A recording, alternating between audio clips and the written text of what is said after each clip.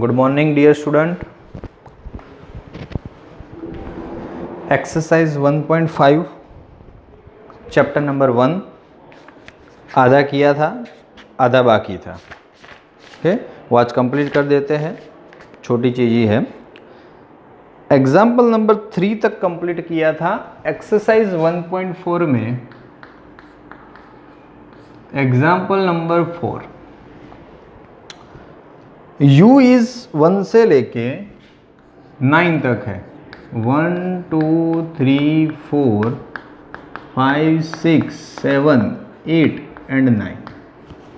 This is u। a है 2 4 6 8, a है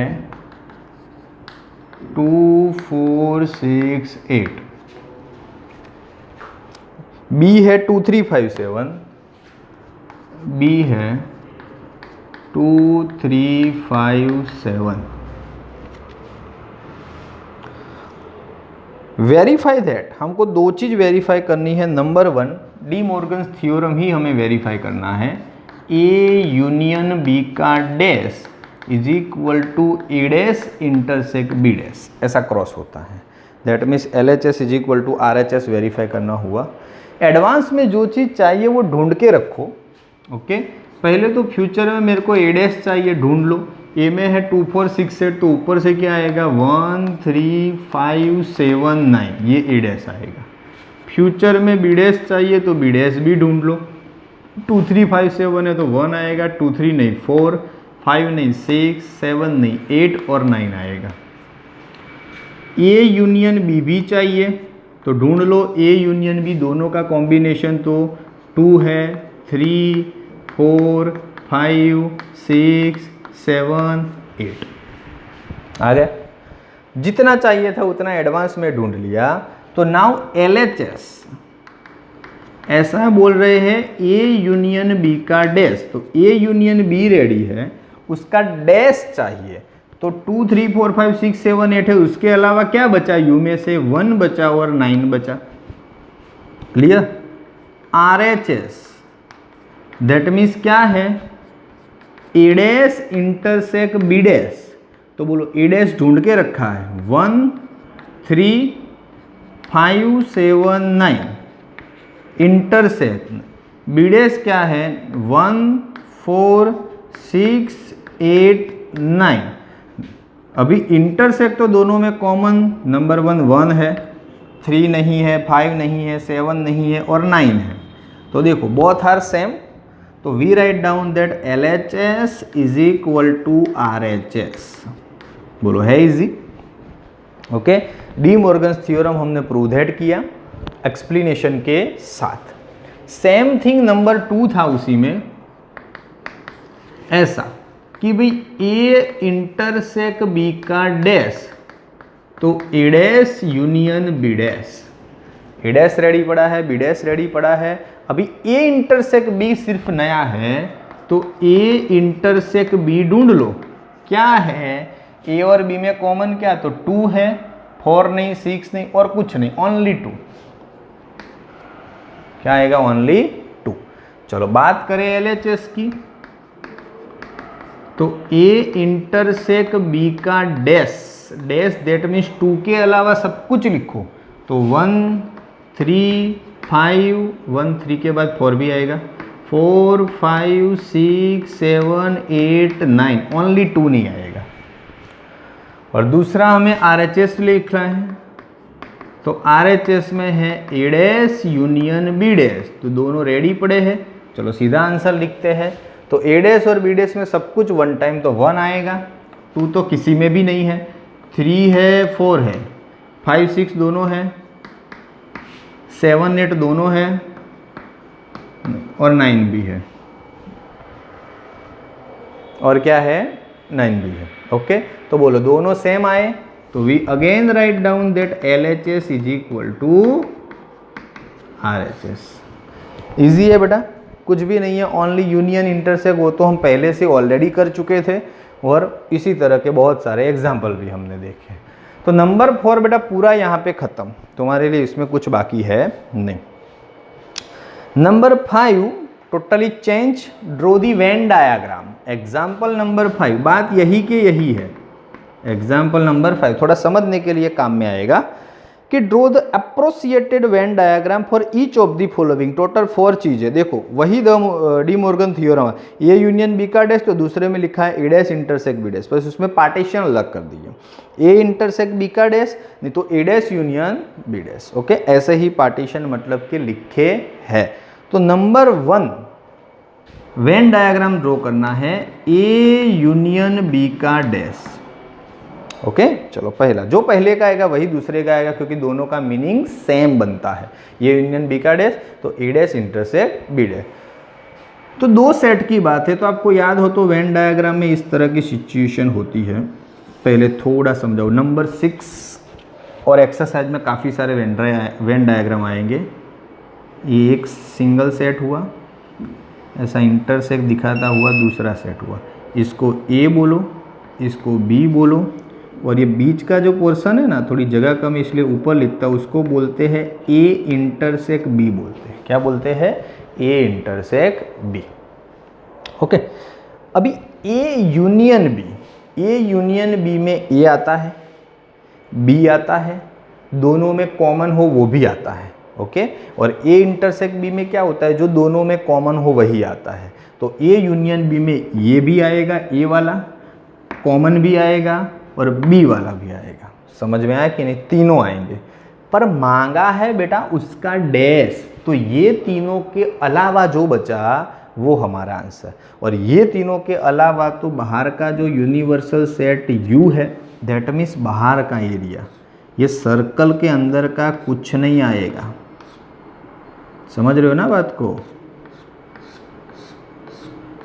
this is the A union B dash. Again A union B, तो A आएगा, B आएगा, दोनों का कॉमन भी आएगा, ये आ सकता है, पर मांगा उसका डैश है, दैट मीन्स ये तीनों चीज़ें नहीं लेनी है, उसके अलावा जो बचा वो आंसर। तो इसके अलावा ये बचा बाहर का एरिया। कंप्लीट। ओके, नंबर 2, इसमें बोला है A dash intersect B dash, तो same as 1, same as number 1, कोई फर्क नहीं पड़ता। क्यों कोई फर्क नहीं पड़ता? उसका रीजन है क्योंकि ये दोनों एक ही है, इक्वेशन है पूरा बेटा। ए यूनियन बी का डैश वही ए डैश इंटरसेक्ट बी डैश होता है, तो ये जो है वही ये है। आप मीनिंग समझोगे तो भी कोई टेंशन। कंप्लीट। ओके, अब जो 3 है वही 4 होगा, क्योंकि उसमें तो डी मॉर्गन का सेकंड थ्योरम दिया हुआ है। चलो, तो सेकंड थ्योरम में नंबर 3 में क्या दिया है? तो 3 में आपको बोला है ए इंटरसेक्ट बी का डैश। क्या बोला है? ए इंटरसेक्ट बी का डैश। क्या बोला है? ए इंटरसेक्ट बी का डैश। वही बात तो ऐसे ही ड्रॉ करनी पड़ेगी। एक बॉक्स बना दो। ओके, ये ए है, ये बी, हर बार होता था वैसा। ए बी, बीच वाली गैप आपको दिखाती है ए इंटरसेक्ट बी। ओके, बाहर है वो यू है। हमें बोला है particular A intersect B, particular A intersect B, that means ये वाला बीच वाला, इसका डैश, दैट मीन्स वो नहीं लेने का। वो नहीं लेने का तो क्या लेने का? तो ए लेने का बीच वाला, और बी भी लेने का, पर ए इंटरसेक्ट बी डैश वाला नहीं लेने का। क्या बोला है? ए इंटरसेक्ट बी डैश वाला नहीं लेने का। बस हो गई खत्म। ओके, ए बी दोनों ले लो, दैट मीन्स यू तो पूरा उसी मेथड से आ ही जाता है। ओके, चलो क्लियर। तो वो सेपरेट ले। उसी तरह number 4 A dash union B dash होगा, वही आंसर आएगा। अगेन ए इंटरसेक्ट बी, तो A intersect B that means बीच का, तो ए इंटरसेक्ट बी नहीं लेना है, तो बाकी जो पर्सनली ए के बचे, पर्सनली बी के बचे, वो ले लेने के, इंटरसेक्ट वाला लेना नहीं है। और इसका तो सेम एज 3, जो 3 का है वही नंबर 4 का बनेगा। टोटल 4 वेन डायग्राम मांगे थे, पर 2 करो, 2 अपने आप बोनस में मिल जाएंगे। Clear? Any doubt?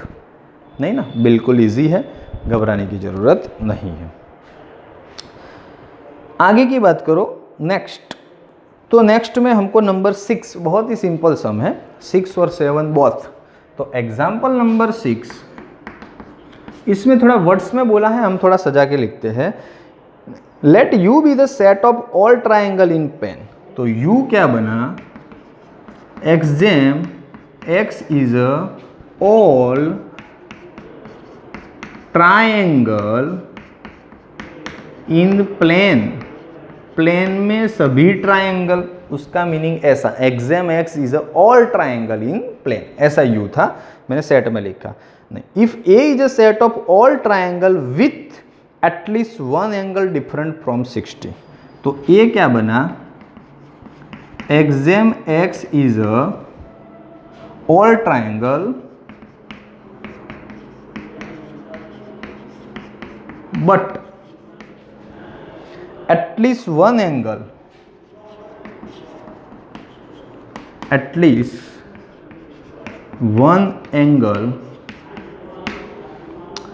different from 60 degree, at least one angle different from 60 degree. This is A. तो what is A dash? What is A dash? हमें ढूंढना है कि A dash क्या है। तो ए डैश का मीनिंग क्या कि यू में तो सब ट्राइंगल पड़े हैं, ए में बोला है ओके कि भाई सभी ट्राइंगल लेने के but at least one triangle different from 60, तो उसका ऑपोज करना है ओके कि एक्सजेम एक्स इज एटलीस्ट, ओके क्या बोला है, एक्सजेम x is at least one triangle, तो at least one angle is 60 degree. उल्टा बोला है but at least one triangle different from 60, एक ट्राइंगल कम से कम एक ट्राइंगल ऐसा होगा जो 60 से डिफरेंट है, तो हमने बोला एटलीस्ट वन एंगल इज 60 होना चाहिए, डिफरेंट नहीं 60 ही होना चाहिए, तो वो ऑपोजिट हो गया। क्या हो गया, ऑपोजिट, बिल्कुल simple. Again at least one triangle different from 60, तो हमने एटलीस्ट वन ट्राइंगल 60 लिख लिया, वो डिफरेंट बोला था, हमने डिफरेंट नहीं लिखा, तो काम बन गया। टोटली ऑपोजिट दिखाना है और कुछ है नहीं हमारा पर्पज। ए डैश हो गया, ए और ए डैश दोनों यू में तो आते ही है। Okay, example number 7, fill in the blanks है टोटल 4। वो प्रॉपर्टीज आपको काम में आएगी, छोटे छोटे किस्से मैंने आपको उसमें दिखाए थे। तो ए यूनियन ए डैश, सबसे पहले ऐसा है A union A dash, direct मैंने लिखाया था। ए जो ए में नहीं है वो ए डैश में है, और ए और ए डैश मिलके यू बनाते हैं बेटा, क्या बनाते हैं, यू, यूनिवर्सल सेट। दूसरा phi dash intersect A, that means answer बाद में लिखता, थोड़ा समझो, फाई डैश यू होता है, phi that means empty dash, उसका डैश करो तो खुद U, U intersect A, U और ए का इंटरसेक्ट किया जाए तो ए ही मिलेगा, क्योंकि ए छोटा होता है, यू में ए वाली वैल्यू तो होती ही है। ओके, वो समझने की बात है, प्रॉपर्टी में तो नहीं था डायरेक्टली, पर समझ सकते हैं हम। ए इंटरसेक्ट ए डैश, ये प्रॉपर्टी वाला, ये इंटरसेक्ट ए डैश, ए और ए डैश कभी सेम होते हैं, नहीं होते हैं, दोनों का इंटरसेक्ट ले लो तो आंसर इज 5।